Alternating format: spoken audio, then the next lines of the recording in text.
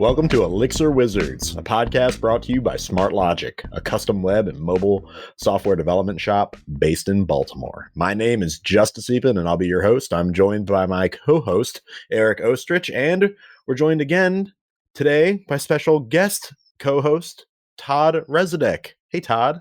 Hello, friends. How are you? I'm so glad to have you. It's so glad. Like the show is glad to have you.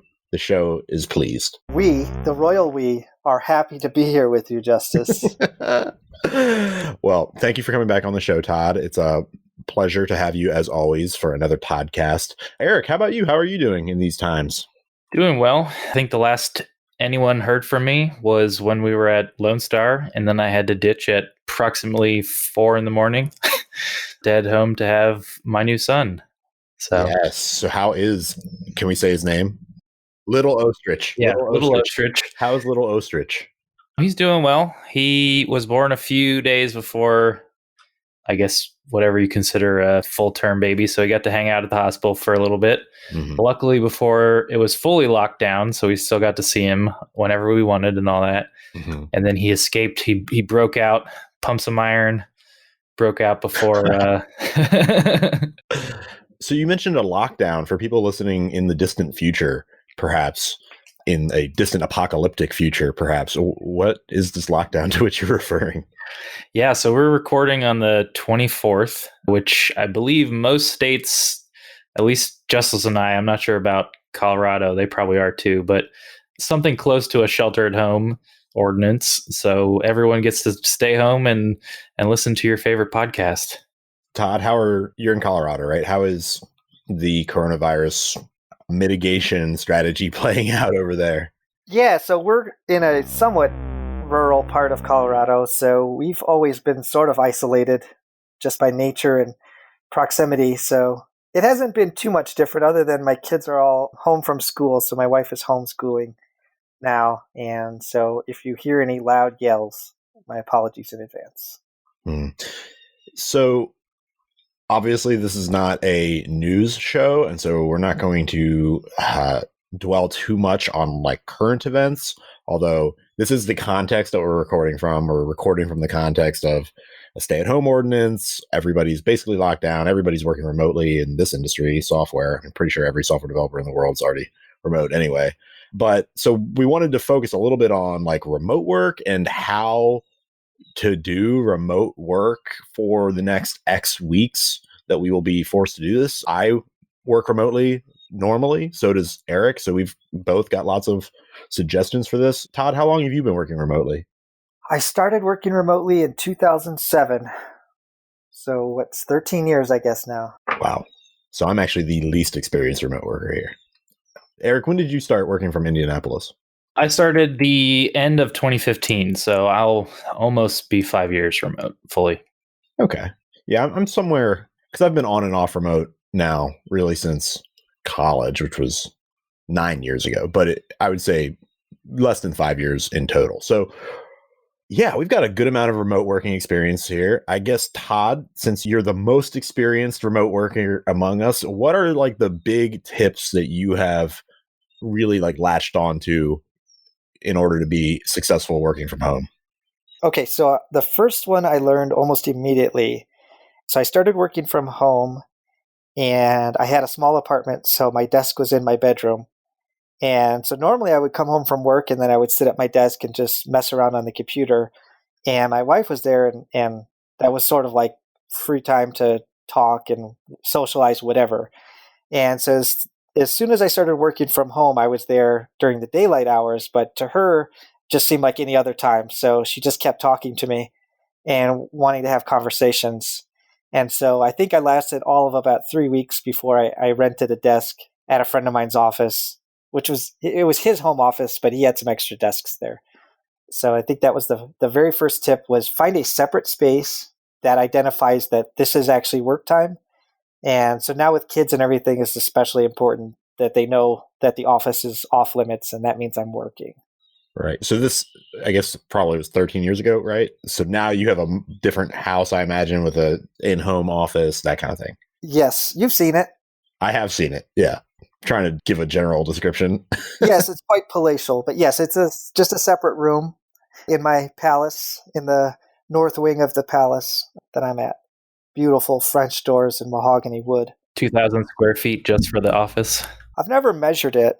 It's probably around 2,000 or 3,000. Now, for those of you who can't see Todd's video, he is sitting in a finely adorned library with a ladder next to the shelf that looks like it's on rollers, so you could do like there's a fireplace burning in the background too. There's a fireplace burning in the background. He's got very plush looking leather armchairs. This is very like English, like nobility.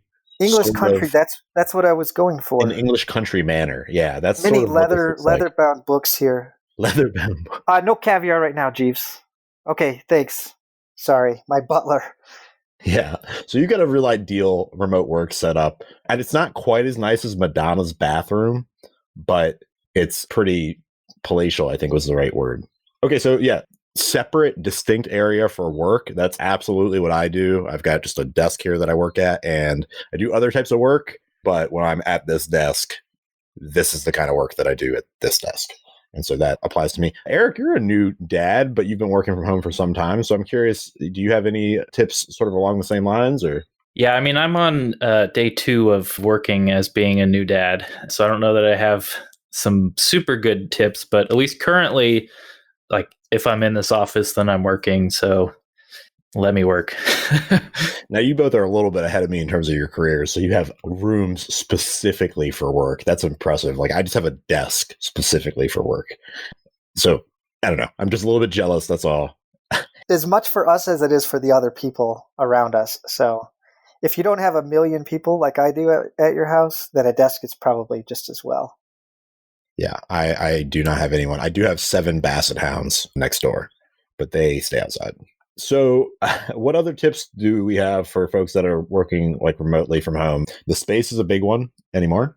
When I first started switching to remote all that time ago, one of the tips that I saw that I took to heart was like, make sure you keep your morning schedule.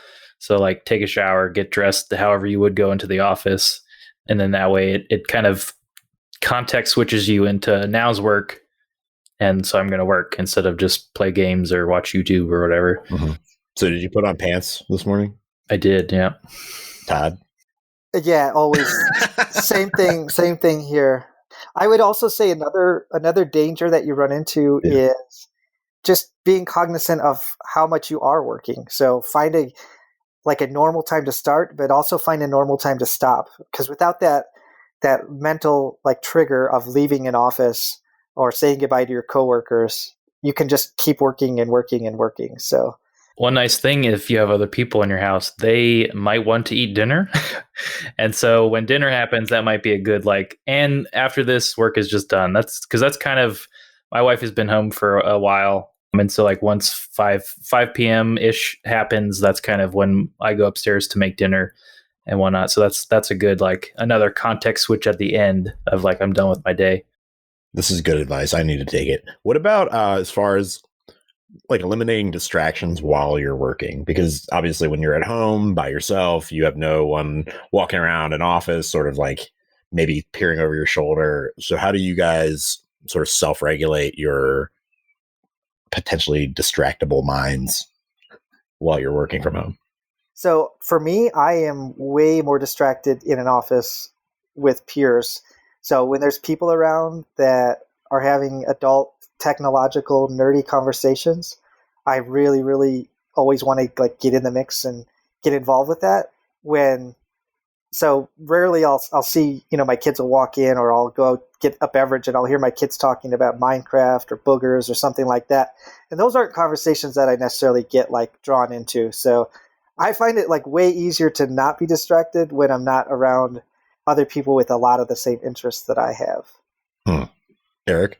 Yeah, and I guess invest in a nice pair of headphones so that you can just put on music. And I mean, it's kind of the same thing that you do in an office to maybe avoid talking to people. This is actually the same pair I had in the SmartLogic office when I still worked there. Mm-hmm. So yeah, I don't know. I'm also wearing my SmartLogic headphones right now. The office issued headphones. Cool. No, those are really good pieces of feedback. I will echo what I learned from talking to Jose Valim, actually, which was basically muting or turning off Slack entirely, which I definitely do. Sometimes I will just turn off Slack and pretend not to exist for all intents and purposes from the perspective of everybody I work with. And that's really helped me. I don't have an ending time yet, Todd. I'm a little bit jealous of that. I would like to somehow develop like an ending time. But some of my best like breakthroughs like happen when I've kind of like struggled past the point of no return, and you're just like sitting there staring at it at like 9:30, like 10 o'clock, like 1 a.m, maybe, and you're just like, oh, that's it. Yeah. Whatever works for you, man. Yeah, I mean, there's also like there's a spot where you can like, I don't know if overwork is necessarily, but like, would you have still come to those if you had stopped working and just gone for a walk for an hour or whatever, and then like your subconscious is still working through it, so then it like clicks in your head and you go, oh, there we go. So like, I don't know.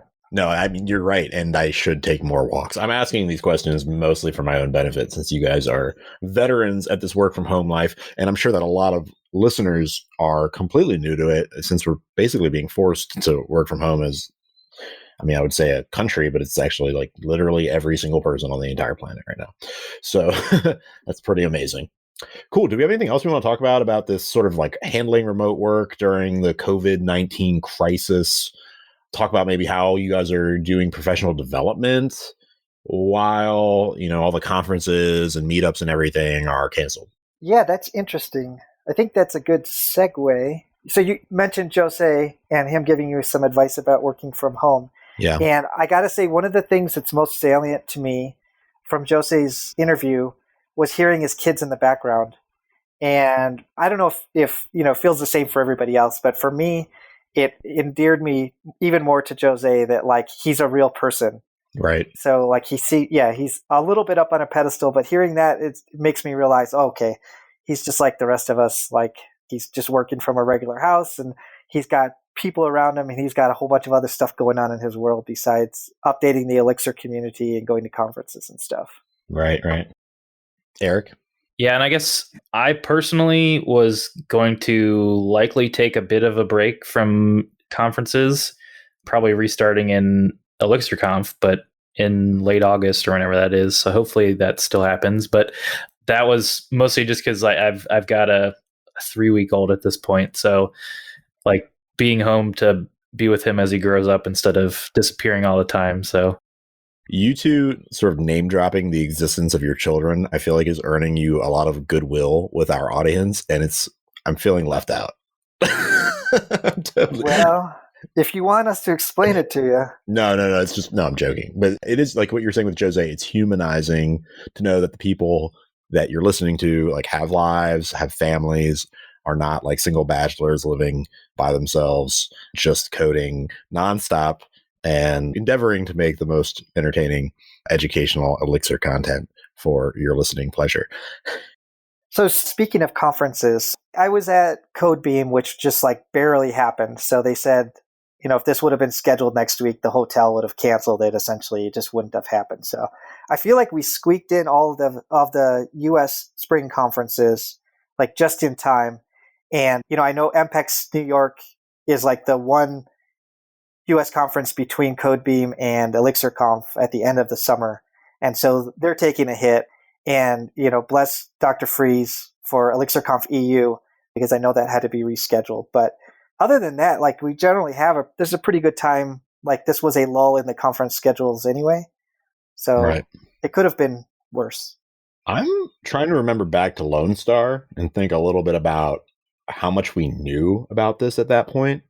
Because I remember the uneasiness was beginning to begin.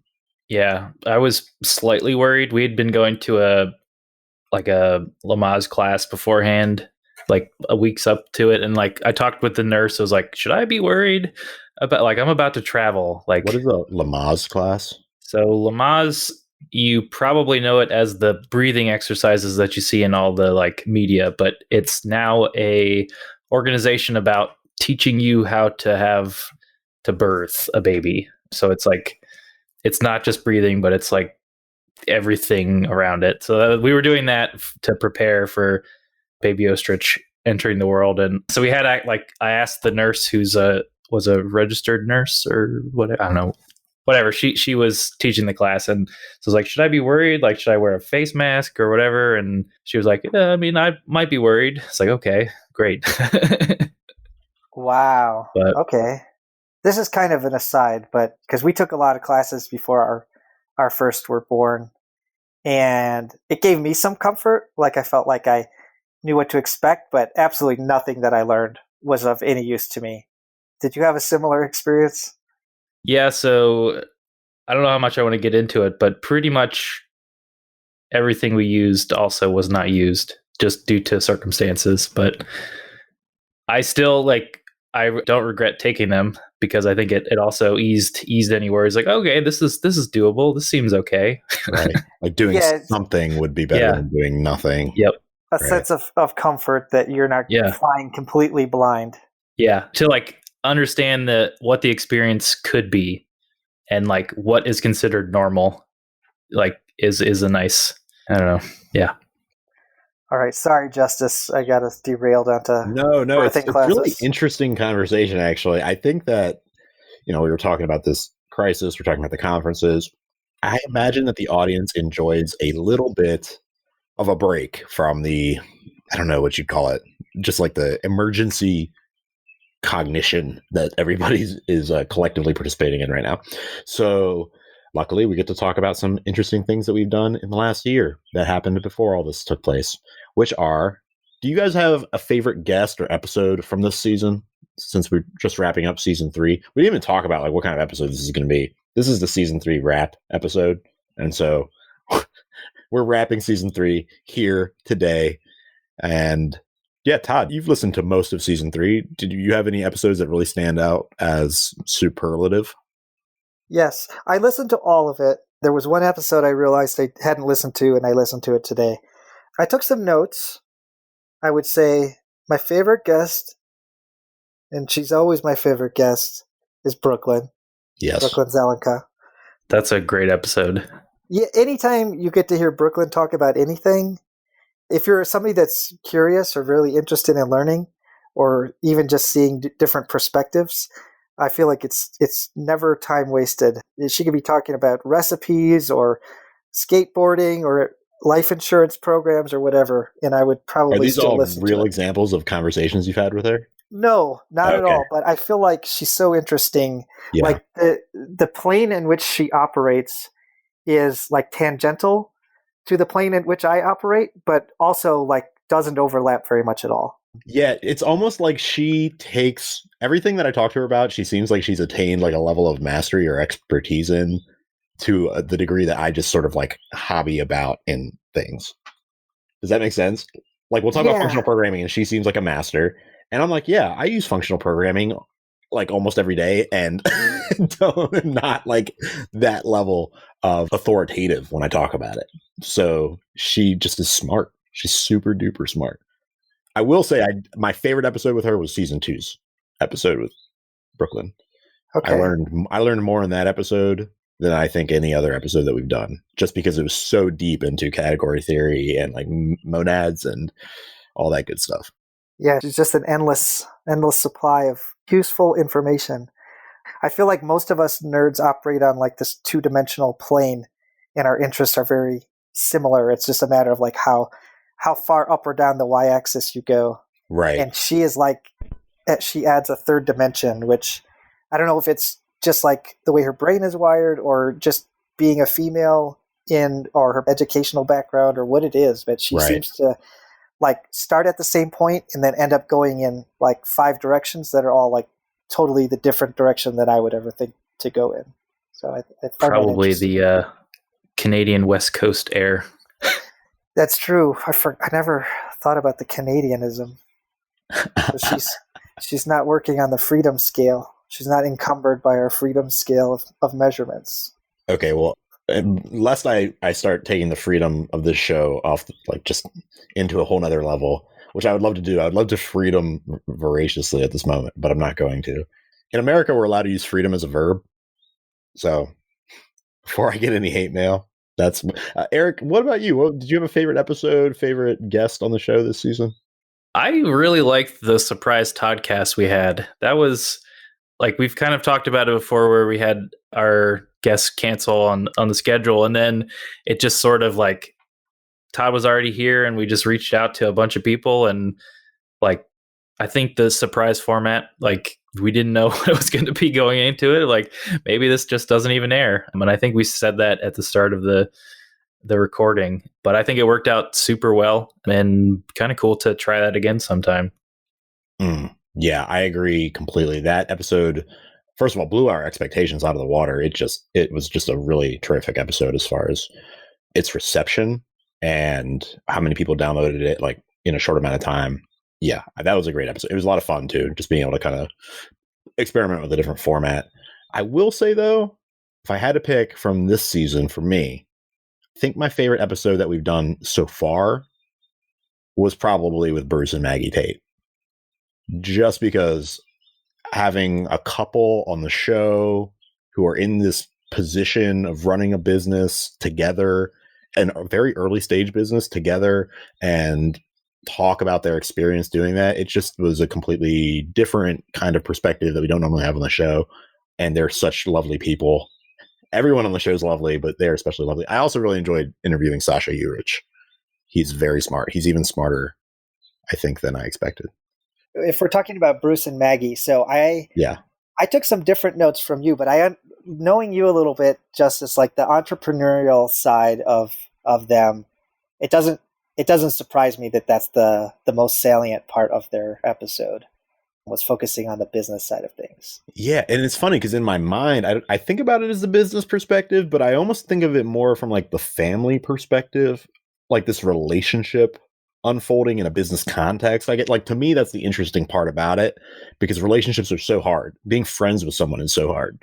And then working in a business together is very difficult. So then the layering of those types of relationships together is really interesting. I was going to say also, the episode we did at Lone Star, the lunch episode, having Prag Dave and his son roast each other on stage, on microphone, to kind of close out that episode. It was like, it felt historic the way the lunch episode last year at Lone Star felt, when we had the creator of the language, the creator of the framework, the creator of the major testing libraries, like all the biggest agencies that work in it, like all of these sort of, not legendary people, but what do we call them? Luminaries? The luminaries in the field all in one room. That was last year. This year we had just one luminary and his son roasting each other.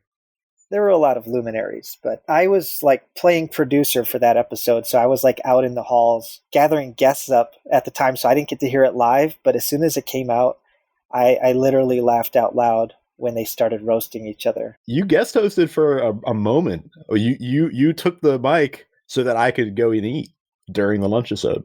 Yeah, I was very busy. I was running around a lot. But that was fun. So I think we're hitting on something interesting, maybe to pick up on season 4, which is that some of what makes these interviews interesting is not just talking about the technical side of somebody, but maybe talking a little bit more, getting a little bit more personal with them. Mm-hmm. And if we're being very transparent, that even came up as feedback when we were at Lone Star. Someone was sitting at a table with me and they said, if I was going to give you any feedback, I'd tell you to get more into sort of the personal details and biographical details of the people that you interview. Like, they want to know.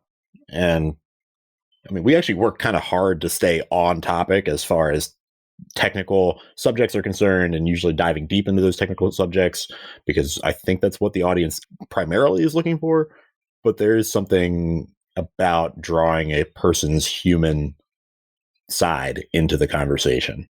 Yeah, like I said, I think with Jose, like the salient part of that was hearing his kids and like how that put him in a different like perspective, or kind of set a different tone, I guess. And so I do like the technical side of things, but it is also interesting to get to meet these, like kind of meet these people a little bit, or get to know what makes them tick. So we've talked a little bit about our favorite episodes, favorite guests, some of the things that we loved. I think this might be a good time to segue, Eric, into some of the sort of objective things that we've learned. Because not only is this the end of season 3, this is the end of our first year in podcasting. About probably our first 13 months. That's right, Eric? Yeah, I think our first episode came out February 25th-ish. So we're about I think when this will come out, it'll be a little over 13 months. Right. And I wanted personally to talk a little bit about how the show has done as far as like downloads and what we sort of expected to happen and wanted to happen and what the actual outcomes were, and just talk a little bit about the show itself so that people know what is going on behind the scenes if they're interested in that. So I think that the first thing is like, Eric, do you remember like what our expectations were when we started the show? Like how many downloads per episode we wanted to get, what we, thought our objective was? I don't remember the specific number, but we didn't really have any ideas like what a podcast should hit to be successful or whatever, because we'd never done it before. So I think searching around, we found some numbers where it's like if you get 140 downloads in the first 30 days, you're considered like in the top half of all podcasts everywhere. Mm-hmm. And we were pretty successful at hitting that in season 1. So woo us. I don't know. Well, yeah, we were. I remember like an aspirational number in season 1 was that we wanted to do like 250 downloads per episode. And we are, by the time this comes out, I think we will have done 47 podcast episodes and we will have accrued 40,000 downloads. So that's basically where we are at. Yeah, thank you. And we really wanted to be super clear about this. Like, this isn't a brag because we don't really have anything to compare it against. Like, this could be actually really low. And I wanted to talk about it because, like, the 1 year point only passes once. The season 3 close only passes once. And so this is going to be the only time where we get to examine that moment in real time, right? So, yeah, 40,000 downloads is sort of what we've done in total. I think on average, we're doing about 750 to 800 downloads per episode after the first 30 days. March is on track to be our best month ever, probably in the 700 downloads range. And every month for the last 4 months, in a row have been better than the month prior and the best month that we've had ever. So yeah, I'm very excited about the way things are going. And we intend to continue with a season 4 of Smart Software, now Elixir Wizards. So do you want to give us a sneak preview of what the theme of season 4 is, or should we all wait? Eric, do you have a feeling about that? Yeah, so we're still trying to pick what season 4 might be. We're tossing around a few ideas. The one I think Juiciest and I have been rooting for is like application architecture. I think that could be pretty interesting. There's a few others that I don't know how far they are in the stage of discussion, but next week we're going to talk about that. So hopefully shortly after this episode airs, maybe we'll have something to announce about season 4.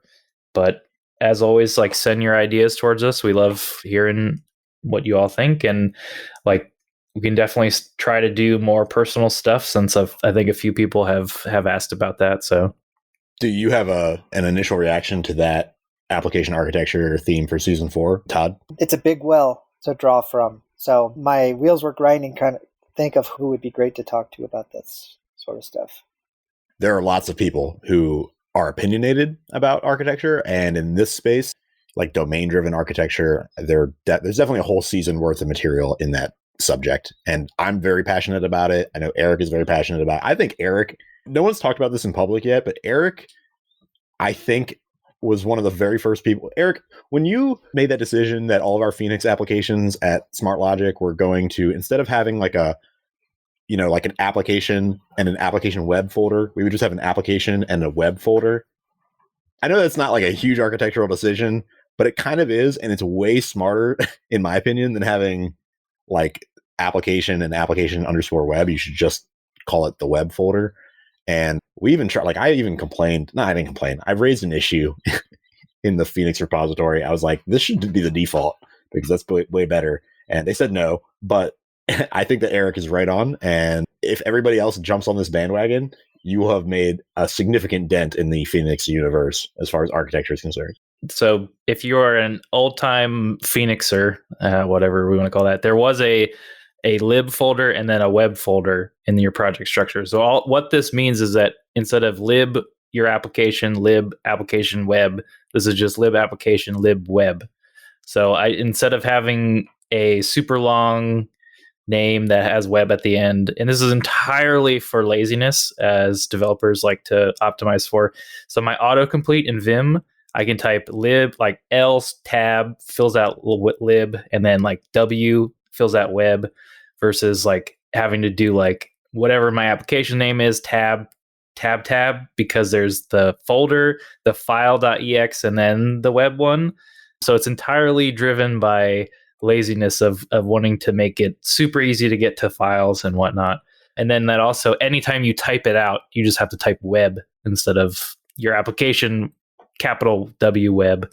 That's the main driving force. And like, hopefully there's no just web library that you're pulling in. So there shouldn't be any collisions.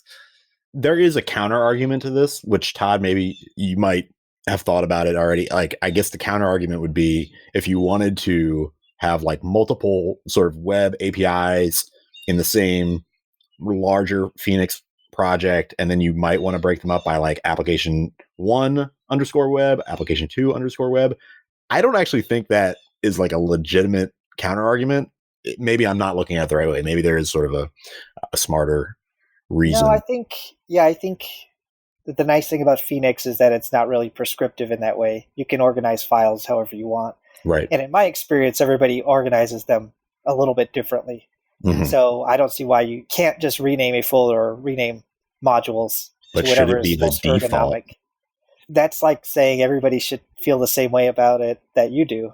Like, that's true. But I do think that sometimes there's an objective. Like, I think that Eric was a genius to figure this out because I think it's objectively better, right? Like, I think it's objectively better to start your application with a lib lower directory app and web instead of app and app web. To me, it's like a no-brainer. But yeah, I mean, to me, the whole idea of separating lib and web, I don't see a very well-defined line there either. Like, why are there two folders? There could just be one folder, or there could be 8 folders. I thought the initial idea was to keep all the Phoenixy stuff in one directory, which was supposed to be the web directory. In my mind, 99% of applications are only going to need to have one sort of Phoenix-oriented directory, and then the rest of it is just domain-driven design, domain logic, right? Yeah. I'm not like super passionate about this, I'll be honest. So I think Dave Thomas gave a talk at MPEX 2017. I think that was the right one, where he basically said, forget about all these files, just make it a flat structure, or he said something that was very like outrageous. Yeah, that sounds very Erlang-esque as well, where you just there's a source folder that has all of your modules namespace with your application _ whatever .url. That makes sense. I mean, to me, that makes sense. And I mean, at the end of the day, the way the VM looks at it, they're all in a flat structure, right? So it's however you decide to name the modules, like the dots in there, acting as your quasi namespace is sort of represents your organizational structure. Right.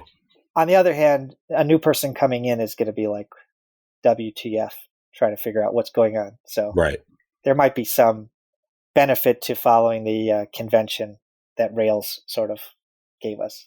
I will say I've had one application recently where I wanted to keep the app web name, and that was entirely because the application was Worfy. So this is my new website, wor.fi. So that's a Phoenix application. And so I wanted to have Worfy web. Like, how can I pass that up? I got to keep that. Right. So that was an aesthetic judgment. Yes. Okay. Somebody I was talking at Codebeam was talking about, I think it was Maxim Fedorov, was talking about like internally how they name apps at WhatsApp. And essentially they're all have to be like app name dot something else. And so they like find cute ways to turn those into what is one English word. And some of them turned out horribly. So I think it was the domain. We should do a season on application architecture. Sorry. So here's an example. The applications start with FB. So it's FB dot and then your application name. And so like one of them is called I. So there's FB.I. Like that's the FBI app. So this is like a real like application that's in production somewhere? Yes. This is from Maxim and Mihal. Apparently were giving me this whole list of like internal names that they use at WhatsApp. Okay, so I can tell secondhand. you that this happened to me today. So one of the other developers on our team is working on a project that I used to work on, and they come to me and they ask, like, "Hey, can you like help me understand some of this code?" And I go in there, and I didn't write this, and I won't divulge who wrote this, but it's like variable T equals table, variable R equals row, variable C equals like value. Like it's just all like one letter or two letter variables in like a 10 or 20 line block of JavaScript. And I was just like, this is straight out of like Croatia, Eastern Europe, like Russia. Like is how like I imagine like the like very hardcore like 1980s hackers programmed their stuff so that nobody would understand what it was doing. Or like after you send the JavaScript through a minifier. That's just what you're reminding me of right now, talking about these one letter module names that would absolutely drive me bonkers. This is why we should do a whole season on application architecture, because there are a lot of strong opinions. There are a lot of like hot takes and sort of things that I would say like, yeah, that's obviously true. We should just do things this way. And then other people are going to be like, you're an idiot. Yes. So yeah, that's the sneak preview that you were asking for about season 4. Lord willing, that's sort of the kind of conversation we'll be having about application architecture. Season 3, we had a lot of special episodes. We had the Toddcast, we had the lunch episode. Those were both already mentioned. We haven't mentioned yet that we did do a bonus crossover episode with the folks from Elixir Outlaws. Did you listen to that, Todd? I did. Do you have a reaction to it? It was good. I would say, in fairness, a lot of the people weren't there. So Eric was not there due to baby. And then Keith Lee also wasn't there for other reasons. And so it turned into like, the dynamic was very different. Than the usual Elixir Outlaws dynamic or the usual Elixir Wizards dynamic? I think both, really. So normally on Outlaws, this is my opinion as a fan, and I don't think I'm friend of show yet. It's usually like Amos is sort of moderating and Keith Lee is sort of talking a lot, and Anna gets in for color, like color commentary. The dynamic shifted. I felt like Anna was really moderating that episode. Yeah. So you were playing the Keith Lee role, I guess. Was I really? That is such a compliment. If you compare me to Chris Keith Lee, my ego will expand. It is my embedded growth obligation will expand. Well, it was definitely a different dynamic. Okay. That's fair. Yeah. I will admit that I think Chris is just a terrific person to be on a podcast, and like any podcast episode involving Elixir that I listen to, I would say 80% of them would benefit if Chris Keithley was there. So I can kind of understand where you're coming from, lamenting the lack of Keithley. Okay, Eric, you also probably listened to that since you were having a baby the time that we were recording it. I'm curious, what was your take after you listened to it? Yeah, I missed out on the chance to be a Elixir Outlaws friend of the show, but hopefully some other time. But yeah, I did enjoy the episode. I think Anna being the moderator seems about right. And then I missed out on Amos mentioned that he started programming because he wanted to make a mud. I didn't get to go on about that with him. I didn't even get to like plug your mud stuff, I don't think. I think you did. Oh, I think I think so. I always forget the things we talk about. I should say, I think Anna did a great job. It was just very, very different from either show. It was like its third show, and it would be hard to if you were looking at it from an objective lens, it would be hard to say this is more like an Outlaw show or this is more like a Elixir Wizards show. It was like its own very separate thing. Should we do it again? Yeah, I mean, this time I think you got to get Keith Lee and Eric there, though. Yeah, I agree. Go bonkers. One of our sort of points on this outline that we use for our show notes is that are like things that surprised us from the season, surprised or delighted us. And one of the things that surprised and delighted me about this season was the sort of latent disagreement between Brooklyn saying on one hand, like static typing is good, and Chris Keithley saying on the other hand, static typing is not necessary. And so this kind of sparked an ongoing debate that I think it's very core to the community and something that we're all concerned about. Yet we don't really have a consensus on what to do with it. Maybe one of you guys could give a better overview of what the disagreement really kind of comes down to and what the different sides are. Well, I can give part of it, I think. Maybe to set a little background as well. our context. So we talked to Eric Meadows Johnson this season, and he talked a little bit about what he's doing at Brex, which is sort of like adding a static typing or a strongly typed system into Elixir. And also I know that WhatsApp is currently like looking into this as a project as well. So there's definitely a number of people that think this is a good thing for our ecosystem. Static typing, or at least having more strong types. Yeah, like optional static typing, really, which is what Dialyzer already does, correct? Yeah, I think so, in a little bit of a different way. So, and I'm also not surprised that Brooklyn has that take, being that she's like really got a math background. Totally makes sense. If you're into math, like you want things to be very, very like well defined and not coercible, because that doesn't really fit with the ethos of mathematics. So, and then I would say that in general, like Keithley's episode, he's very, I guess, pragmatic. So a lot of people want to like say, oh, Bleacher Report must be doing it this way, that way, like doing all these, like doing everything the like the quote unquote best way. And, he talked about how, yeah, we don't really use Dialyzer because I haven't seen any reason why it would help us. And like we use Redis for these things, or we use ETS for this thing instead of doing XYZ. And so he was like, you would think that they do this very complicated set of programming, but I think he's very pragmatic in a sense of saying like, I don't see, like, so far not being very strict has not really hurt us at all. So I don't see why adding strict typing really benefits me in any way. That's my take on it. Yeah, and I guess I will leap to Chris's defense by referencing the same argument that I've probably referenced at least a couple times this season, which is the hackers and painters argument that Paul Graham makes in favor of dynamic typing. And it's just this idea that the developer should be more like a painter than like an architect. And the idea being there that you should be able to sort of like mold things as you go and slap paint up on the wall, see what sticks, and just be very playful and iterative with as few constraints and predefinitions as possible, which static typing seems to be.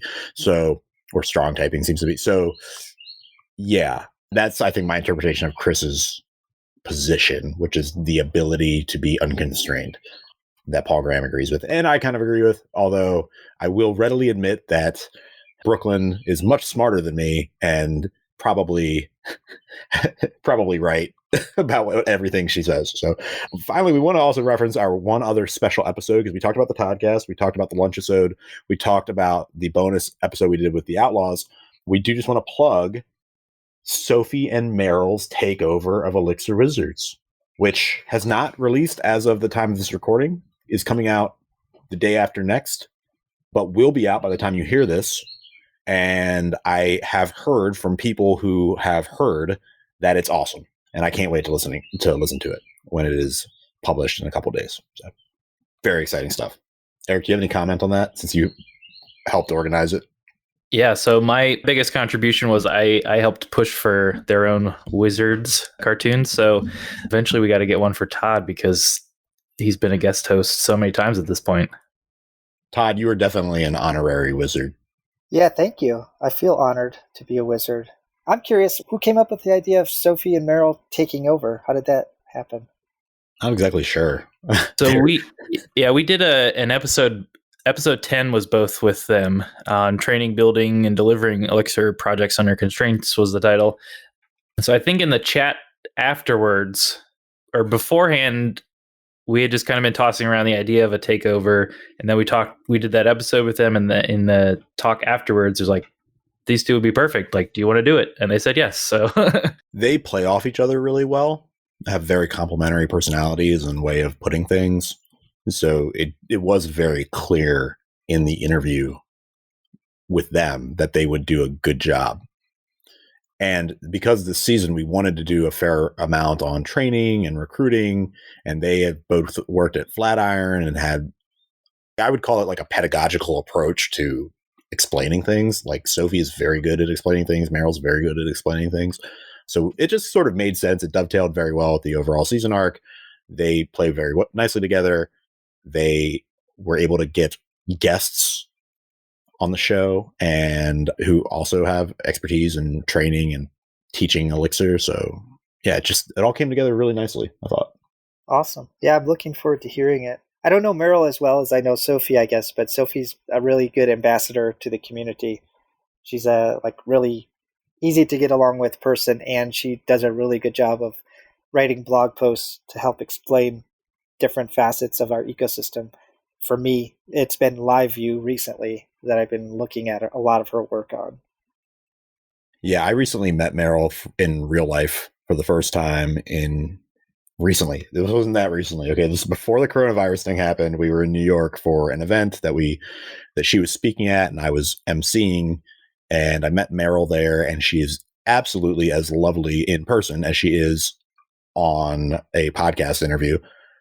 So yeah, really, really nice person. Very, very good at explaining things in a way that is understandable to me anyway. And I'm really looking forward to their episode coming out this Thursday, which is already out if you're hearing this now. Do we have anything else we want to cover here? I mean, we definitely talked about hiring and training. We want to plug any of the episodes that were really good for performance or functional programming. So I took a couple of notes. So I think the ones that we haven't mentioned yet is Sean Lewis from Divi. I guess I re-listened to his episode again. And I would just like to say Sean is just a super, super nice guy, very modest. Yeah. He's leading a really big group over there. Yeah. And he has done it with a lot of humility. And just knowing him in person, he's just a really, really good ambassador for the community. So I hope to see him around more this year. Yes. The other, I think, really salient point for me was from Bruce and Maggie's episode. Bruce said, part of Groxio's mission is to help engineers manage their own career. And that, I think, is a very, very important lesson, especially if you're just starting out. So think about the decisions you're making, the teams that you're working on, the time that you spend studying outside of work, and just think of how all of that impacts this hopefully long arc of your engineering career. Yeah, I would double down on Groxio for sure. I do have their programmer passport, and I'm glad to have it. It's a very cool program. I'd also double down on Sean. He is dripping in charisma. That kid is cool. I love Sean so much. I love seeing him at conferences. I love hanging out with him. Yeah, Sean, if you're listening to this, you're a cool guy. Thanks for being cool. And Todd's totally right. You're a great ambassador for the community and for Divi, for whom you work. That's awesome. Todd, anything else before we wrap this up? One other plug I'd like to make for guest Devin Estes. He has a Kickstarter running right now. He's trying to get a little bit of funding and just gauge interest, I think, in general about a new library for testing, and it's called Muzak. We'll put a link in the show notes, but I would encourage everybody to check it out and consider becoming a sponsor of that. And one other thing I learned about recently when we were at Lone Star Elixir is I learned that SmartLogic is doing a pop-up conference. And to me, that seems like a really, really awesome idea. So if anybody is just getting started, or their team is just getting started in Elixir, and you kind of don't know where to start, or maybe even don't know if it's the best idea, this is a really easy way to get some experts out to you and have a great time and sort of learn and have somebody that you can ask questions of. So to me, that seemed like a really cool idea, and I don't know of anybody else that's been doing that. Thank you, Todd. We would love to bring an Elixir Wizards pop-up conference to anyone that's interested. That's a really good plug. Thank you. Eric? Yeah, I think that's about it. And this episode will actually come out before this is over, so make sure you go check out. His Kickstarter will end April 11th, so make sure to go check that out. Well, thank you, Eric. This has been a terrific episode and a terrific season of Elixir Wizards. I am so honored to be a part of this project. I'm really glad to have such a cool podcast to work on with such great co-hosts and guest hosts and guests. And I'm really looking forward to season 4, which you should not expect to have to wait very long for, since everybody's stuck at home. I think we're going to work as hard as we can to get season 4 running as quickly as possible. You can expect more of the same, high quality technical deep dives, talking to people from all over the Elixir community on all manner of subjects. That's it for this episode of Elixir Wizards.